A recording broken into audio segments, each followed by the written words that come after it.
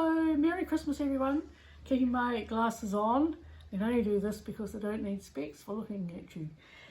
Just following up from last time when I showed you my colours and things, and people have expressed interest in it. We're going to call this series of colours Somerset, so you know, especially for you Poms, you'll know what I'm talking about.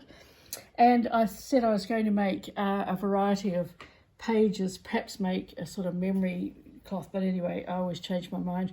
And what I'm doing is I'm creating pieces about this size, I've decided.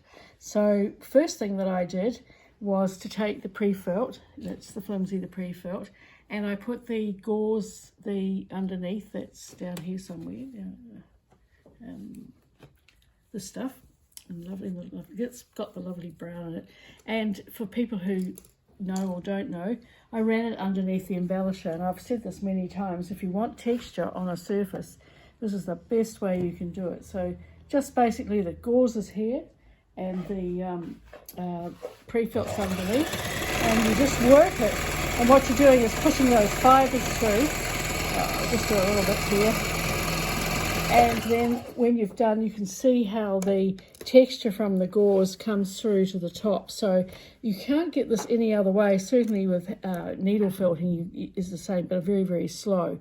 So I've used that for some, and I've woven bits, working both sides. This is another way to get texture. So you can put one side and the other side in your strips until you've got that. You could work back in, you could put other things behind, but I've also added some velvet, and to do the velvet, I've just put a bit of velvet on the top of, put the velvet here. This gives a wonderful texture. You see the lovely texture there. That's my weaving going backwards. So I'll just show you what I've done.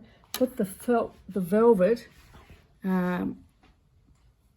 bottoms facing out, so back on, put this on the top, and then I've simply run it, my foot can't find the, there it is, just run it down here, and I'll just do and it just gives a wonderful bit of texture, which is what I've used here, so working it across circles and rounds and things like that. So that's my first little one, and then I've started using some of my threads to stitch with. I've stitched around the outside. It's a sort of habit of mine to do buttonhole around the edges. I plaited a little cord with some of the threads, and then what I'm doing for this side, I think, is I'm knitting with the fine cotton and some fine threads. So, you know, I think we all do silly things, but this is where I'm at. And then I made a piece of sort of semi-nuno felt today. This is using some silk strips and some velvet that I've put in, and some Margilan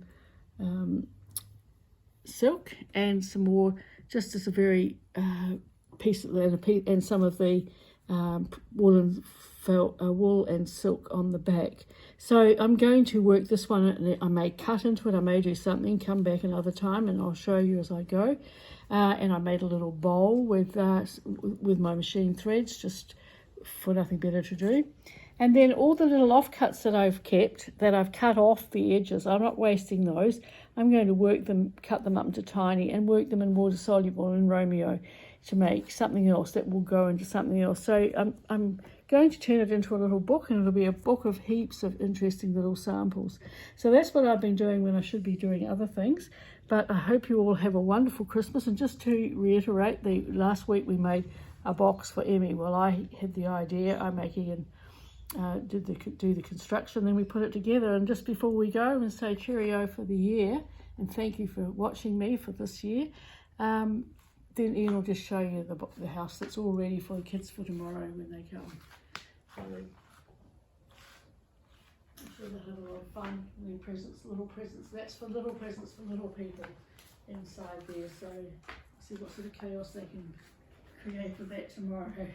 So have a wonderful day, have a wonderful Christmas, and we'll see you again in 2024. Cheerio!